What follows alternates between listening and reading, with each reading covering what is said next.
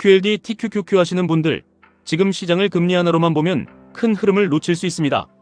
많은 분들이 인플레이션이 다시 올라오면 금리를 올릴 것이고, 금리를 올리면 나스닥은 끝이고, 그러면 QLD, TQQQ도 위험하다고 생각합니다. 그런데 지금 장은 그렇게 단순한 장이 아닙니다.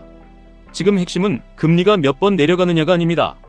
미국 정부가 어디에 돈을 쓰고 있는지, 그 돈이 어떤 산업으로 흘러가는지, 그리고 그 산업이 미국의 부채와 패권 문제를 해결할 수 있는지입니다. 여기서 AI가 나옵니다. AI는 이제 유행어가 아닙니다. 미국 입장에서 AI는 해도 되고 안 해도 되는 선택지가 아니라 반드시 성공시켜야 하는 국가 전략에 가까워지고 있습니다. 왜냐하면 미국 정부의 부채 비율이 너무 높기 때문입니다. 부채 비율을 낮추는 방법은 두 가지입니다. 첫째, 위에 있는 빚을 갚는 겁니다. 둘째, 밑에 있는 GDP를 키우는 겁니다. 그런데 지금 미국이 지출을 확 줄이고 빚을 조용히 갚아가면서 부채 비율을 낮출 수 있을까요? 현실적으로 어렵습니다. 국방비도 줄이기 어렵고 복지도 줄이기 어렵고 이자 비용도 이미 커졌고 경기까지 식으면 세수도 줄어듭니다. 결국 미국이 선택할 수 있는 가장 현실적인 길은 GDP를 키우는 겁니다. 그런데 GDP를 키우는 방식에도 좋은 방식과 위험한 방식이 있습니다. 화폐를 많이 찍어서 물가만 올리면 명목 GDP는 커질 수 있습니다. 하지만 그건 역사적으로 위험했습니다. 돈을 찍어서만 버틴 나라는 결국 무너졌습니다. 그래서 미국이 원하는 건 단순한 인플레이션이 아닙니다. 생산성이 붙은 성장입니다. 실질 성장이 올라가고 그 성장이 인플레이션을 눌러주는 구조입니다. 이 구조를 만들 핵심 산업이 AI입니다. QLD, TQQQ 투자자가 지금 봐야 하는 건 바로 이 지점입니다. AI 투자가 단순히 주가를 올리기 위한 테마인지 아니면 미국 정부가 부채와 패권을 동시에 해결하기 위해 밀어붙이는 산업인지입니다. 저는 후자에 가깝다고 봅니다. 그래서 금리 뉴스 하나로 시장 전체를 끝났다고 보면 안 됩니다. 지금 미국이 금리를 함부로 올리기도 어려운 이유가 있습니다. 과거에는 금리를 올리면 가계와 기업이 가장 아팠습니다. 그런데 지금은 정부도 굉장히 아픕니다. 정부가 계속 국채를 재발행해야 하는데 금리가 올라가면 이자 비용이 더 커집니다. 이자 비용이 커지면 재정 부담은 더 커지고 재정 부담이 커지면 다시 더 많은 국채를 발행해야 합니다. 이 구조에서 금리를 계속 올려서 모든 것을 해결하겠다는 건 생각보다 쉽지 않습니다. 더 중요한 건 지금 인플레이션의 성격입니다. 사람들이 돈을 너무 많이 써서 생기는 수요 인플레이션이라면 금리 인상이 답일 수 있습니다. 수요를 죽이면 되니까요. 하지만 지금 시장이 걱정하는 치플레이션, 데이터 센터 비용, 전력 부족, 반도체 공급, 에너지 비용은 공급 쪽 문제에 가깝습니다. 공급 문제를 금리로만 누르면 투자가 줄어듭니다. 투자가 줄면 공급은 더 부족해집니다. 공급이 부족하면 물가는 쉽게 내려오지 않습니다. 그래서 지금 미국이 가려는 방향은 수요를 박살내는 방식이 아니라 공급을 늘리는 방식입니다. 생산량을 키우고 생산성을 키우고 공급 곡선을 오른쪽으로 밀어내는 방식입니다. 이걸 가능하게 하는 산업이 AI 인프라입니다. 데이터 센터, 반도체, 전력망, 냉각, 에너지, 장비, 서버, HBM, 이 모든 것이 연결되어 있습니다. 지금 AI는 단순한 소프트웨어 이야기가 아닙니다. 앱 하나 만들고 끝나는 이야기가 아닙니다. 땅을 사고 건물을 짓고 전기를 끌어오고 서버를 넣고 반도체를 공급하고 냉각 시스템을 깔고 전력 계약을 맺고 수년 단위로 돈이 들어가는 실물 투자 사이클입니다. 이게 QLD, TQQQ 투자자에게 중요한 이유는 나스닥의 핵심 기업들이 이 사이클의 중심에 있기 때문입니다. 빅테크가 먼저 돈을 씁니다. 그 돈이 반도체로 갑니다. 그 다음 HBM으로 갑니다. 그 다음 장비, 전력, 전선, 에너지, 냉각, 데이터 센터 인프라로 번집니다. 돈은 한 번에 모든 곳으로 퍼지지 않습니다. 순서가 있습니다. 그래서 투자자는 오늘 많이 오른 종목만 보는 게 아니라 돈이 어느 단계에서 어느 단계로 이동하는지 봐야 합니다. 지금은 하이퍼스케일러가 캐펙스를 크게 늘리고 있고 그 돈을 가장 먼저 받아가는 쪽이 반도체와 AI 인프라입니다. 그 다음 돈을 받아갈 산업이 어디인지까지 봐야 합니다. 전력망인지 냉각인지 장비인지 에너지인지 이 흐름을 봐야 합니다. 여기서 많은 분들이 닷컴 버블을 떠올립니다. 그때도 인터넷은 세상을 바꿀 기술이었습니다. 하지만 주가는 너무 빨리 갔고 통신 인프라는 너무 많이 깔렸고 수요는 그 공급을 따라오지 못했습니다. 그리고 정부 재정도 지금과 달랐습니다. 당시에는 정부가 흑자로 돌아서면서 민간의 돈을 빨아들이는 구조가 나왔습니다. 정부의 흑자는 민간의 적자입니다. 반대로 정부의 적자는 민간의 흑자입니다. 지금은 미국 정부가 여전히 큰 재정 적자를 내고 있습니다. 돈을 줄이는 쪽이 아니라 특정 산업으로 돈이 흐르는 구조입니다.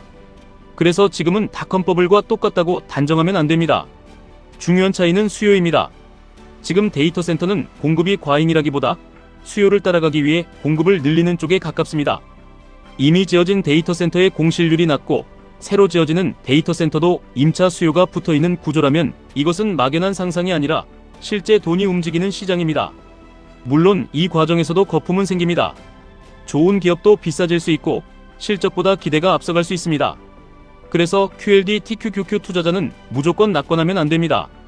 하지만 조정이 나왔다고 바로 끝났다고 말하는 것도 위험합니다. 구분해야 합니다. 가격의 흔들림인지 구조의 훼손인지입니다. 가격은 매일 흔들립니다. CPI 하나에 흔들리고 고용지표 하나에 흔들리고 연준 위원 발언 하나에 흔들립니다. 하지만 구조는 그렇게 하루 만에 무너지지 않습니다. 진짜 봐야 할 것은 빅테크 캐펙스가 줄어드는지, 데이터 센터 투자가 멈추는지, 반도체 주문이 꺾이는지, AI 인프라 실적이 무너지는지, 정부 재정 방향이 바뀌는지입니다. 이게 훼손되지 않았는데 주가만 흔들린다면 그건 공포가 아니라 확인의 시간입니다. 반대로 주가는 오르는데 캐펙스가 줄고 수요가 꺾이고 실적이 따라오지 못한다면 그때는 진짜 조심해야 합니다. QLD TQQQ는 변동성이 큽니다. 그래서 구조를 모르면 흔들림에 잡아먹힙니다.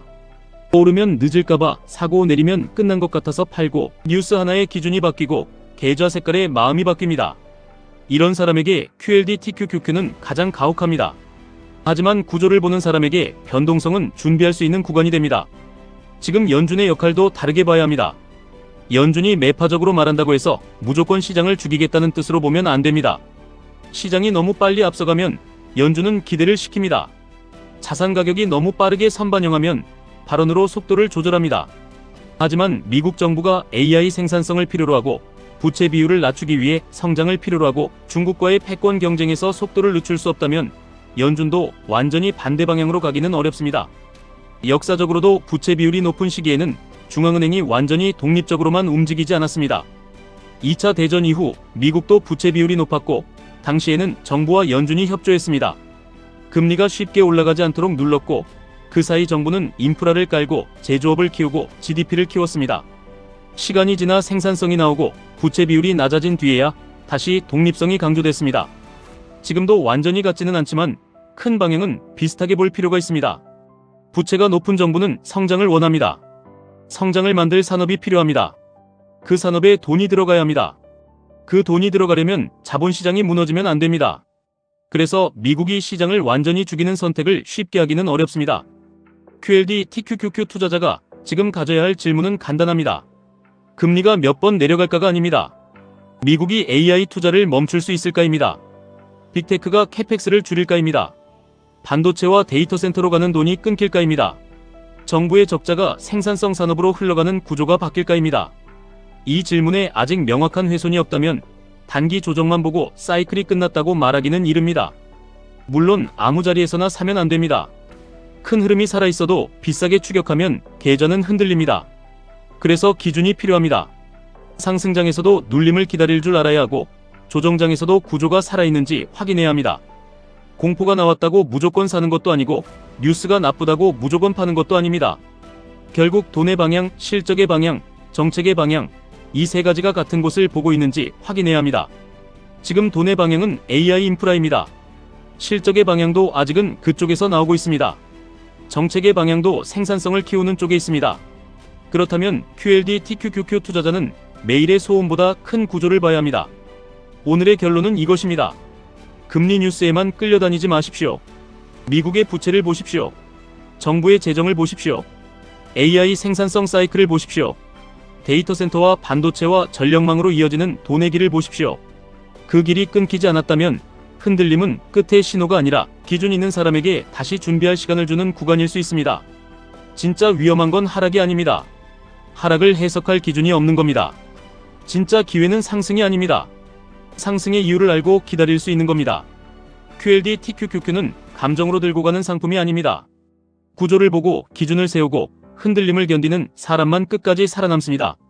지금까지 1분 투자 하이젠버그였습니다.